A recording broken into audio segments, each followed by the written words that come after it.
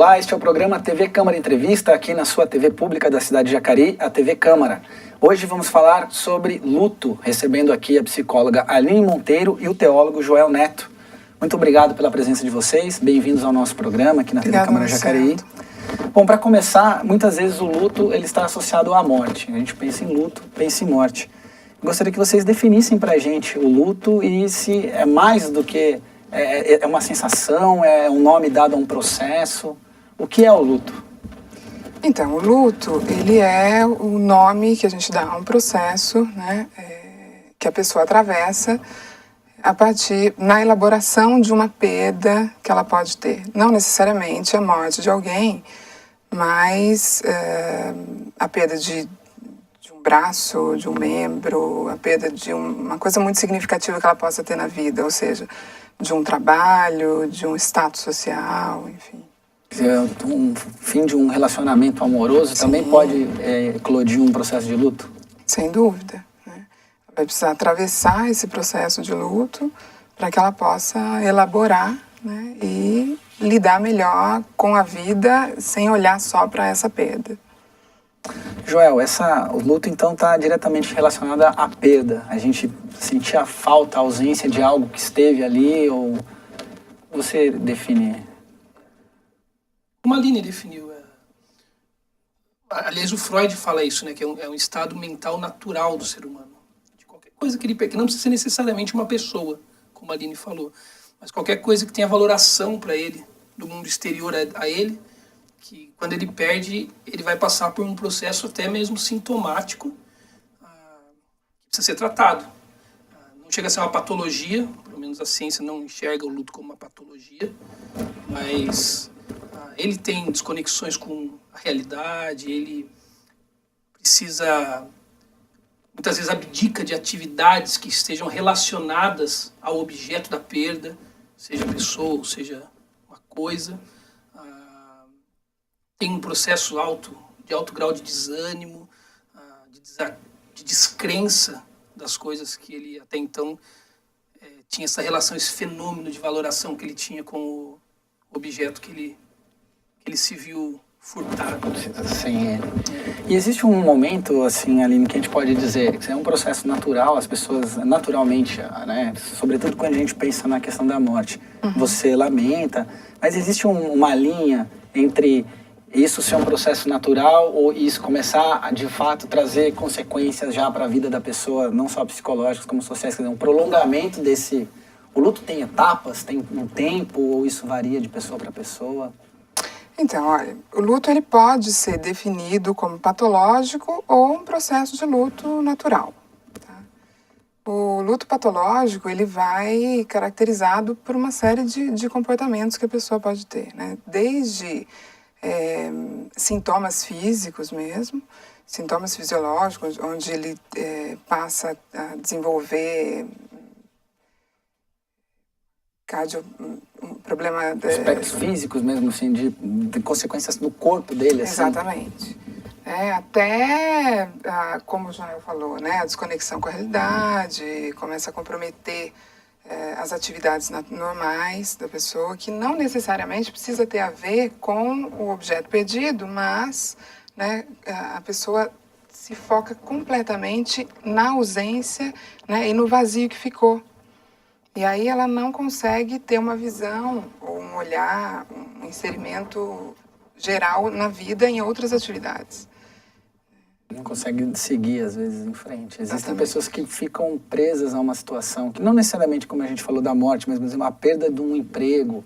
Isso detona uma espécie de luto nessa pessoa e ela não consegue superar. É possível que isso aconteça? Ela fica, é um risco. Né, ela fica vivendo um pouco aquilo que ela tinha, né, a situação que ela não tem mais, né, e fica presa sem conseguir olhar para o que restou, né, porque sempre resta muita coisa. Quando você me pergunta sobre as etapas, né, o luto, assim, não dá para a gente falar que tem uma duração, né? Alguns teóricos falam em aproximadamente 2 anos, né? É claro que isso vai de acordo com a característica de personalidade da pessoa, de como que foi o luto, porque assim, se é um luto traumático, um luto fora do contexto geracional, quer dizer, o luto, a perda de um filho, né? Tudo isso torna o luto complicado. E aí, muitas vezes, tem a necessidade de uma intervenção psicoterápica, né? Para que a pessoa possa, então, elaborar e rever os recursos que ela tem para continuar vivendo de uma maneira saudável. As fases, elas são... o luto ele é dividido em 5 fases, né? Que é a fase do choque, depois vem a fase da raiva, onde ela nega, muitas vezes. Essa primeira fase, que é a fase do choque, tem a negação. Então, muitas vezes, ela fica perdida mesmo, não consegue identificar ou aceitar a morte. Depois vem a fase da raiva, onde ela sente culpa, projeta raiva no outro. Então, ela fica com raiva de tudo, né? Depois a fase da negociação, onde ela questiona um pouco a questão da religião, por que aconteceu isso comigo, né? Deus existe mesmo, não existe. Então tem muita gente que passa por esse processo de dúvida, de negociar mesmo, no sentido de por que me tiraram isso, agora o que vai ficar, né? Depois tem o processo de depressão, onde a pessoa deprime, e aí ela começa a aceitar um pouco mais, é o início da aceitação, né, até que ela chega na aceitação. Então, à medida que ela vai aceitando essa perda, ela também tem a capacidade de olhar para o que restou, né, e refazer a vida dela com aquela ausência. Joel? Eu não sou um teórico do saber da psicologia, mas eu resumo, creio eu, nessas fases todas, na fase da negação. Eu acredito que o luto está muito ligado a essa realidade de você autonegar a perda. Você não se aceita vivendo ou continuar vivendo sem o objeto do seu interesse. Então o luto, ele é, desde o seu início, a Aline falou isso, né? Dividindo como a teoria do conhecimento, que ela é especialista, ele começa num estado puro de negar a ausência daquele objeto que ele tem valor, daquela pessoa, até alcançar em algum momento, de alguma maneira, e aí, uma das fases que ela fala, né, até a fase da questão existencial, da fé, de se perceber naquele novo contexto de vida, até a fase de conseguir não negar mais, até a fase da aceitação, né, até conseguir lidar com a perda e projetar, não uma nova vida, mas a vida que já existia, que está ali, que nunca foi embora, um novo momento. Na verdade, não é uma nova vida na minha perspectiva, mas um novo momento, né? Então, eu acredito que todo luto nasce nessa fase de negar a possibilidade de viver de novo, ou continuar a viver sem esse objeto do interesse, ou a perda desse objeto do interesse, né? Pelo menos as pessoas que eu, nos meus 10 anos de ministério pastoral, tenho lidado, a fase da negação é muito forte. Eu não quero viver sem o objeto do meu interesse, eu não quero viver sem... Ou não posso, pessoa, né? Não consigo, posso. né? Exato. E aí é uma questão muito existencial, e você vai ter que tocar em todas, o que a Aline falou, uma das fases que ela falou, né? Você vai ter que tocar nas questões existenciais, o que é realmente a vida, o que era a vida do que foi, o que é a sua vida, quais são os grandes interesses da vida, a vida ainda vale a pena ser vivida, mesmo sem aquele interesse tão forte que se tinha, que foi embora, hein? Nós podemos dizer que existem 2 dimensões do luto, uma que é individual, é pessoal, como eu vou me relacionar com essa perda, com essa ausência, e como vou criar razões para seguir, e uma que também diz respeito à cultura, porque a gente vê que, por exemplo, algumas culturas lidam de forma diferente com a morte, né? Isso vai variar de acordo com a espiritualidade, com as crenças dessas culturas. Então, existe uma dimensão que é da minha cultura e uma de como eu, como indivíduo, me relaciono com o que essa minha cultura... Ou como é essa relação, essa negociação? Então, Essa é uma questão muito importante, né? Porque o que a gente vê hoje, né, na era contemporânea, é que as pessoas tendem a afastar a morte, a ideia de morte, né? E eu costumo dizer isso, né? Que As pessoas não querem mais envelhecer. Isso já é um sinal, né? sintoma muito forte, né? Mas eu costumo dizer que quem lida bem com a morte tem uma qualidade e atribui um significado à vida muito diferente, muito mais positivo, né? Porque se você entra em contato com a finitude, você pode potencializar, melhorar, intensificar a vivência diária, né? Seja com as pessoas, seja com si mesmo, enfim. E aí, o que a cultura proporciona é essa expulsão do cenário da morte, quer dizer, se fala muito pouco, né? A gente tem algumas situações com crianças no consultório em que os pais têm tanta dificuldade em lidar, né, com a questão da morte, que às vezes morre um avô e eles dizem, o vovô foi no sítio, né? E aí esse vovô não volta. E aí isso fica muito difícil para a criança depois. É um abandono, né? E, inclusive, a gente trabalha com treinamentos em instituições, em escolas, para que o adulto ele possa, né, trabalhar isso dentro dele. O profissional de saúde, ele precisa lidar bem com a morte.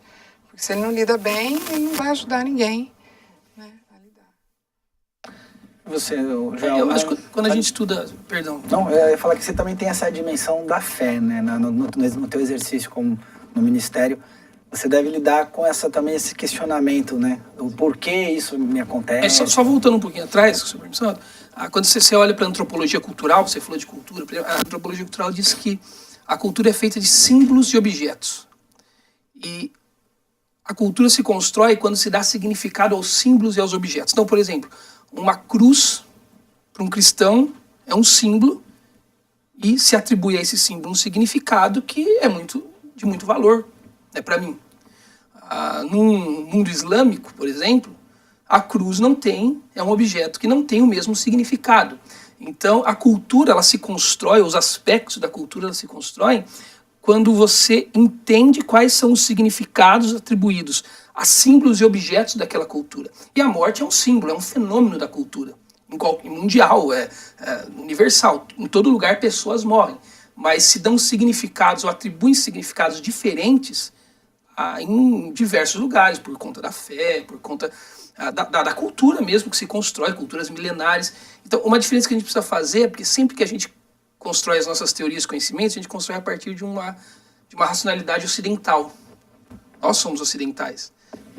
E todas as nossas simbologias e aspectos de objetos e simbologias que se dão significado são de cultura ocidental. A morte para o ocidental é muito complexa.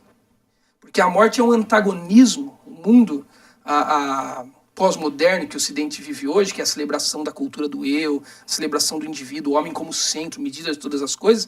A morte é o antagonismo a essa celebração da glória individual. A morte é a derrota do que eu quero ser celebrado. Então você tem, por exemplo, no Ocidente, a velhice sendo tratada de uma forma muito diferente do que é no Oriente. A velhice no Ocidente, por exemplo, alguém que vai ser aposentado, significa alguém que vai ser colocado num aposento. Em vez de você jubilar essa pessoa, como os espanhóis falam, né? Você vai jubilar alguém, vai dar júbilo à velhice dele, você faz o quê? Você coloca o indivíduo num aposento, você o exclui do contexto social. No Oriente, e eu estive lá agora em março, você sabe, fui à Índia, no Oriente, o velho ou o idoso, ele tem um valor de sabedoria, ele tem um valor de ser mestre, de ensinar, de ter uma bagagem cultural, de conhecimento que os outros mais novos não têm, que eles precisam para que a cultura deles se estabeleça na vida desses novos. Então, toda vez que a gente fala de cultura e morte na cultura, a gente precisa lembrar que nós vivemos no Ocidente. O Ocidente tem uma cultura de celebração à vida. Por isso a nossa filosofia, que é ocidental, clássica, grega, ela é uma filosofia que não se preocupa necessariamente com a morte, mas ela faz perguntas sobre a vida, desde a Grécia Antiga. A grande pergunta é o que é a vida e como se vive bem ela, não a morte, não o metafísico, o transcendente. Então, no Ocidente, a gente se preocupa em rejeitar, em anular, em aniquilar de alguma maneira esse algoz que é contra nós, que é a morte. Aí vem os processos de negação, vem a dificuldade de falar para a criança e dizer que o vô foi uma viagem longa, porque é uma cultura ocidental. Então, basta você ver os nossos velórios. Nossos velórios, eles começam com minutos contados para acabar. Quanto mais rápido a gente resolve aquele problema, mais rápido a dor vai embora. Em outras culturas não ocidentais, os velórios duram ou dias, são grandes celebrações. Não é nem muito longe, né? Antigamente, 2 gerações, uma geração. Falava em casa. Em casa. Bebia o corpo, né? como se dizia, e as né? crianças ali em volta, né? Quer dizer, tinha um momento em que eles compartilhavam, comiam juntos e tal, a família, enfim, né? Então a morte, ela era muito mais aceita. Hoje em dia, quer dizer, tem um lugar lá, separado, Algo não bem aceito, né? Pô, gente. Bom, o papo está muito interessante, mas vamos para o segundo bloco. Este é o programa TV Câmara Entrevista. Estou recebendo a psicóloga Aline Monteiro e Joel Neto, teólogo. Estamos falando sobre luto. Fique com a gente e voltamos já.